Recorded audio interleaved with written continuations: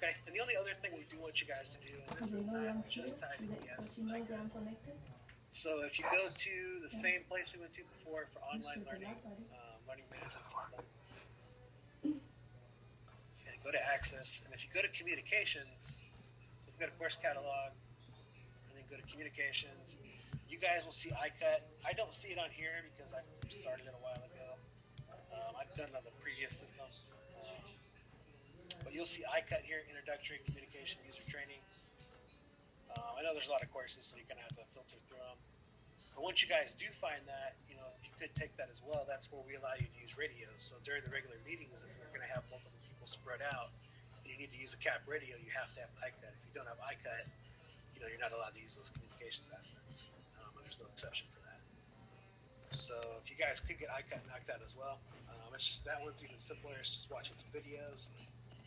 And then once you finish watching the videos, you do an in-person evaluation, which is really just a refresher. It's not an actual pass or fail test. Yeah, like I said, it's not in here, but if I went to my courses, it would be in there. The new learning management system they have it's not great. It's a little frustrating at times, honestly. But that's what we have to work with. So if you guys can't find it or you have any problems with that later on, let me know. Daddy? Dad! I'm here, listen to me shuffle. If you guys have any questions about ES or, something all you guys are interested in what you're doing, or, what do you guys want to do during these virtual meetings that make it a little more exciting? Are you listening? Yeah, how it's now. She's trying to set up a Haiti band poster in Facebook, but they can't figure out how to do it. Like raise money for these students. That's my PowerPoint. Oh, sorry, go ahead. I personally think the meeting is already You got your camera on? No, I'm a camera. I would like personally to see some more, maybe interactive features, I guess I could say, or that requires our input. Okay, definitely. Okay, I appreciate that. It's definitely something. We're getting things done different. How are you going to take mine? Anyone else have any? I don't know. Maybe you left it in the room you never used it. What do you want to point to? Might not be it. Go first. Not really, sir. Meetings are pretty fun to me. Okay, glad to hear that. So like I said, we're going to always continue to do the virtual option. Once we go in person. Right now, like I said, we're doing that in-person PT tonight. But we're going to try and maintain that and try and keep this as engaging as we can. I am going to send you guys an email kind of detailing some other things you can do for ES, such as doing the FEMA courses and getting ready. And also, I'm going to send out a survey to kind of gauge interest in participation because we definitely want to get people who are interested involved in that. Any questions for me or anything you guys want to talk about? Because like I said, you guys don't have like a normal flight timeline. Still here to answer questions if you guys have any. I have a question, sir. Yeah, go ahead.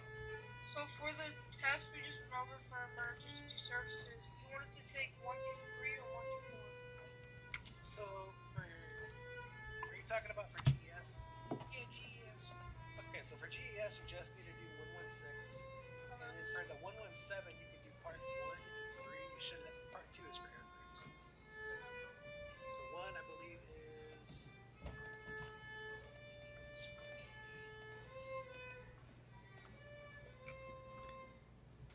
Yeah, part 1's ground team, and part 3 is going to be if you're going to be mission staff assistant.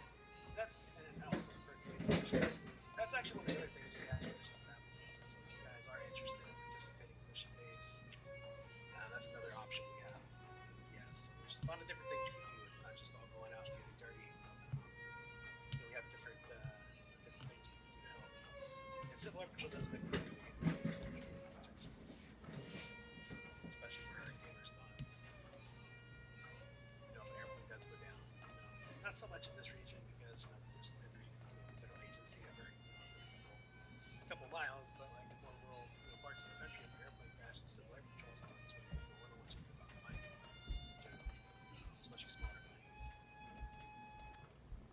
GES, that's going to be.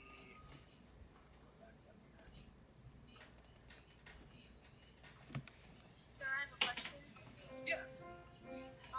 So do you plan on at the end to help me with getting an account for the website? Sure. So, have you already sent in a membership application?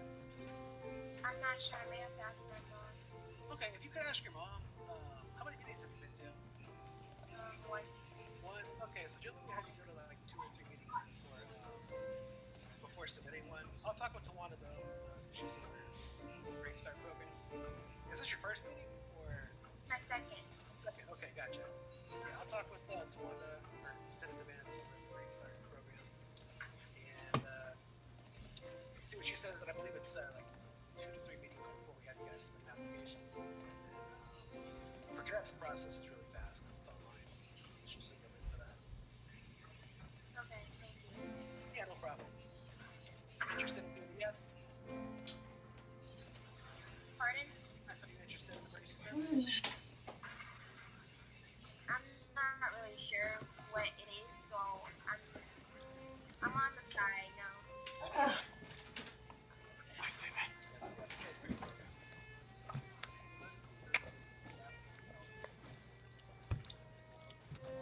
Sí, se tirado ahí, míralo.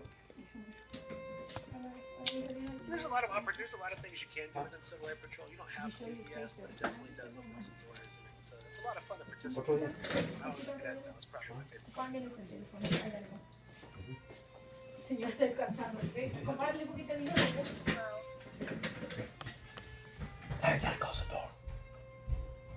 Yeah, it's so if you guys have any questions or anything, especially ES related, make sure you copy the DCC email I put on there. You know, it's required for communications.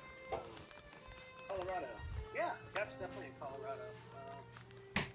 There's a unit locator. I can send you a link or I can post it real quick. But if you're moving to Colorado, there's definitely gonna be some squadron there, especially with the Air Force Academy being so close. Being in that state, and I believe they're fairly active. Yeah, I'll find that link to the unit locator and I can send it to you. But yeah, so you can use that to find a local squadron. If you do plan on transferring or going to a different squadron, make sure you send that up your chain of command, or at the very least, you can send it to me before it to squadron commander.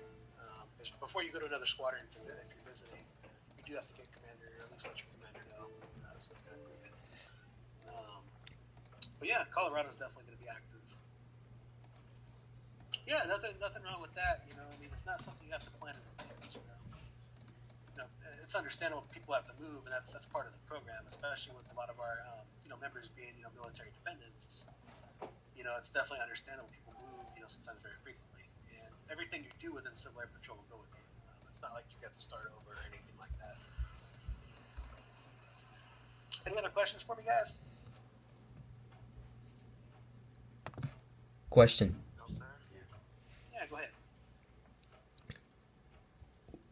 What percentage is the passing score? For GES, probably 80. I think it's 80, but honestly, you can take it more than once if you need to.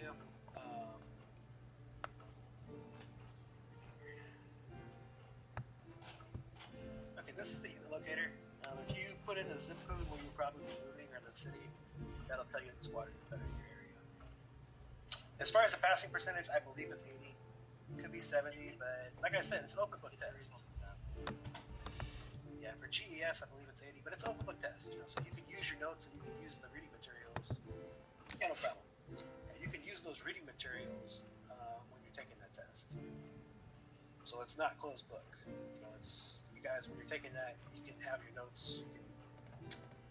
It's not a closed book test. So. Any other questions or anything you guys want me to go over?